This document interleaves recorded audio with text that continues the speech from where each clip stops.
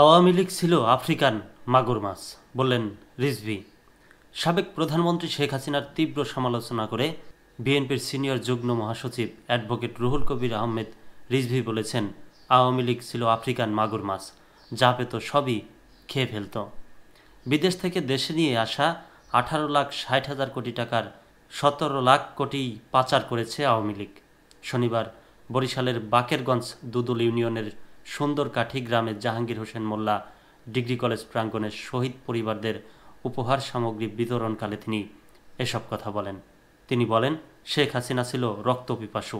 এখন ভারতের পলাতক থেকেও আওয়ামী লীগের নেতাকর্মীদের নির্দেশ দিয়ে বিএনপির 2 নেতাকে হত্যা করেছেন তিনি। তাই ফ্যাসিবাদ ফের যেন ক্ষমতায় না আসতে পারে, সেই বিষয়ে আমাদের সজাগ থাকতে হবে। তাহলেই ছাত্র জনতার আত্মত্যাগ সার্থক হবে।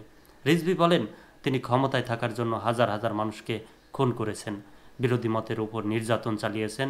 শেখ হাসিনা দেশকে নিজের বাবার জমিদারি মনে করতেন এবং নিজের ইচ্ছে মতো দেশ পরিচালনা করেছেন, ব্যাংক লুট করেছেন।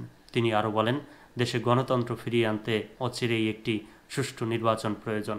গত 16 বছর ধরে আওয়ামী লীগ জনগণের গণতন্ত্র হরণ করে তাদের নিজস্ব লোকজনকে লুটপাটের সুযোগ করে দিয়েছে।